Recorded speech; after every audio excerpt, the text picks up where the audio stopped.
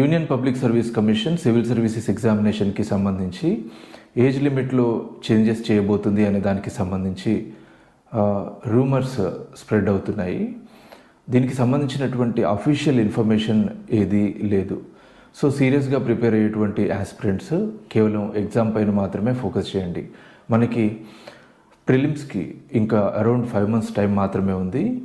మీరు prelims clear చేయడంలో ఈ 5 నెలలు అనేది చాలా ఇంపార్టెంట్ రోల్ ప్లే చేస్తాయి. మరి ఇప్పుడు ఏజ్ లిమిట్కి సంబంధించినటువంటి న్యూస్ ఎందుకు మళ్ళీ కనిపిస్తుంది అంటే, రీసెంట్గా కొంతమంది aspirants August 1st cut off డేట్గా కన్సిడర్ చేయడాన్ని క్వశ్చన్ చేస్తూ సుప్రీంకోర్టు చీఫ్ జస్టిస్ గారికి లెటర్స్ రాశారు. అంటే August 1st నాటికి ఎవరైతే 32 years అటైన్ అవుతారో వాళ్ళు ఆ 32 years రీచ్ అయినటువంటి ఆస్పిరెంట్స్ ఎగ్జామ్ రాయడానికి అవకాశం ఉండదు.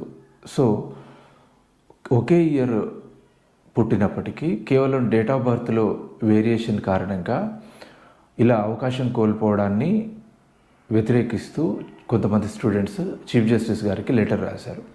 అంటే August 1st కాకుండా మరో డేట్ని కట్ ఆఫ్ డేట్గా కన్సిడర్ చేసినప్పుడు వాళ్ళకి కూడా అవకాశం దక్కుతుందనేది వాళ్ళ యొక్క డిమాండ్.